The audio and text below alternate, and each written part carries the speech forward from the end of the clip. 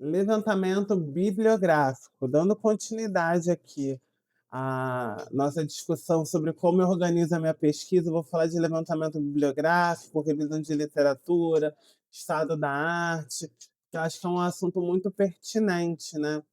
Eu, assim, particularmente falando, eu devoro livros. Isso aqui é a minha essa parte aqui, ó, é a minha estante de livros acadêmicos, né. Então é muito livro, é muito livro. E nesse sentido, muita coisa, olha, já fiz muita coisa, já li muita coisa nessa vida. Há muita coisa.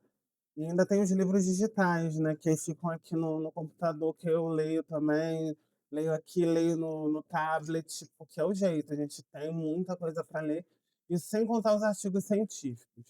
Então, assim, eu vou tentar aqui fazer um apanhado para vocês, gente, de como geralmente eu me organizo para realizar inicialmente, assim, um estado da arte, né, porque eu acho que é importante. A gente tem ferramentas muito úteis hoje, que facilitam muito o trabalho, só que ao mesmo tempo complicam, porque a gente acaba tendo muita coisa. Então a gente às vezes não lê com tanta profundidade. Vou falar sobre eh, Google Acadêmico, também vou falar sobre, Cielo, né, como que eu organizo também a questão de livro, né, como que eu acho livros que são pertinentes. Só que antes disso tudo, claro que eu vou convidar vocês a deixarem aqui um like no vídeo, se inscreverem aqui no canal, porque é muito importante que vocês se inscrevam para, né, cada vez mais esse canal crescer. E, assim, agora voltando a falar de pesquisa, acho que eu vou ficar um pouco mais confortável, porque para mim às vezes é difícil gravar vídeo, tá, gente? Outro dia no Pilates eu falei que eu morro de vergonha de gravar vídeo, porque eu não tô acostumada a gravar para uma câmera, tipo, eu tô olhando aqui para vocês. Aí eu tô aqui olhando para vocês e tá o OBS rolando e tem um timer para eu conseguir me orientar em relação ao tempo de gravação de vídeo. Inclusive, hoje eu tô gravando 2 vídeos que vão sair atrasados, porque eu não tive tempo para gravar ao longo do dia. Eu vou tentar me organizar essa semana ainda para voltar a ter uma periodicidade de vídeos bacana. E falando sobre esse assunto, eu fico até mais tranquilo, porque assim, pesquisa para mim já é algo que eu estou fazendo desde a graduação, mas eu fui aprofundar mesmo na época de mestrado, então já temos aí 6 anos, no mínimo, com mestrado e doutorado. Isso somado ao tempo que eu trabalho como pesquisador também, eu sou assessor científico no Instituto Burburinho Cultural, já comentei para vocês.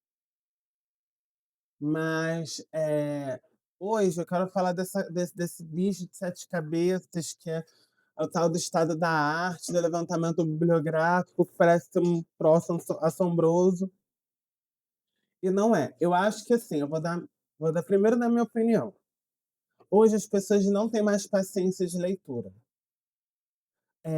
Eu, por exemplo, sou o tipo de pessoa que eu leio em voz alta, posso usar todas as ferramentas que existem tecnológicas a meu favor, de leitura de voz também, e, enfim, tudo eu posso usar, mas eu prefiro sempre ler em voz alta, né. Então essa é a primeira dica que eu vou dar para vocês, tentem fazer isso em casa, é difícil.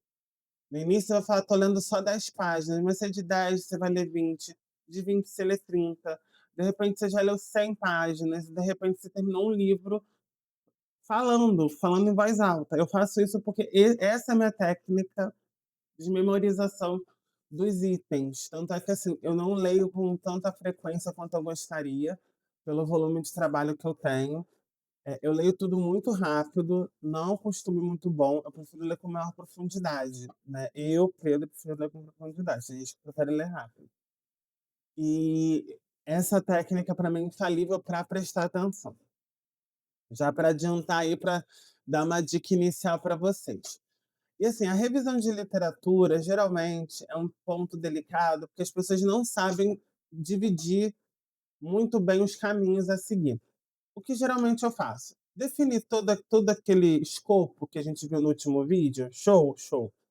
Defini ali o meu objeto de pesquisa, com tema, com os objetivos, nã-nã-nã-nã-nã. O que que eu pego? Eu pego o tema e destrincho. Lembra que o tema que eu apresentei para vocês no último vídeo era BBB e a reprodução do racismo? O que que eu vou pesquisar? Primeira coisa que eu vou pesquisar vai ser BBB, depois racismo, e aí eu vou começar a fazer ligações e usar termos-chave para tentar encaixar as principais discussões. Eu falei para vocês no vídeo passado sobre o racismo à brasileira. Isso daí é uma categoria que aparece muito nas discussões sobre racismo aqui no Brasil. Então, eu pego lá a categoria racismo brasileiro e coloco no Google acadêmico, coloco na Cielo, e aí vocês têm que colocar, por exemplo, o termo isolado, se eu não me engano, é entre aspas no Google acadêmico, eu não lembro como é na Cielo, mas tem como você pesquisar para achar exatamente o termo. Então, vocês têm que utilizar essas técnicas para aprimorar a pesquisa de vocês, porque muitas vezes as pessoas não acham as palavras, não acham os textos, porque as palavras que vocês colocam nos termos de pesquisa não são adequados.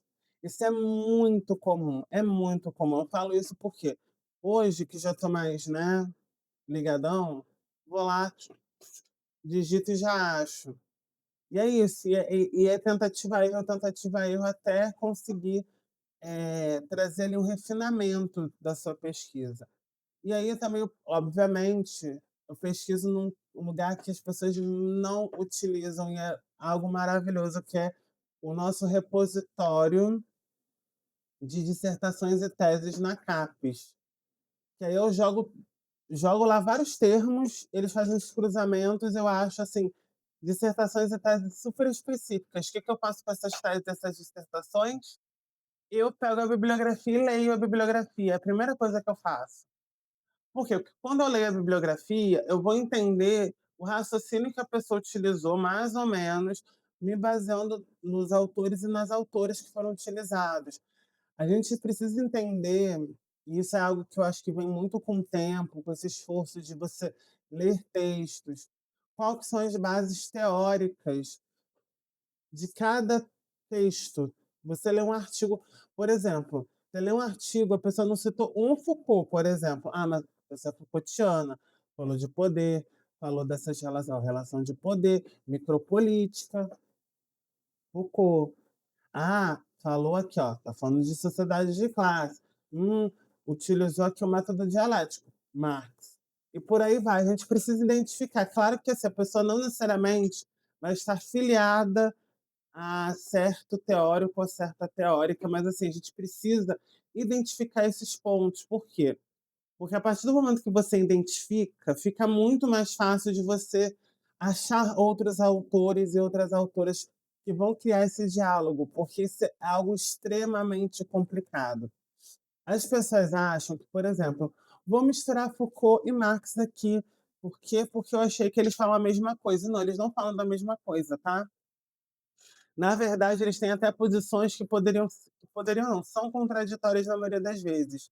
"Ah, mas Pedro, você não usou Foucault e Marx na sua tese?" Sim, mas eu usei uma linha de pensamento que inclusive tem outros autores que concordam e conseguiram solidificar o meu argumento.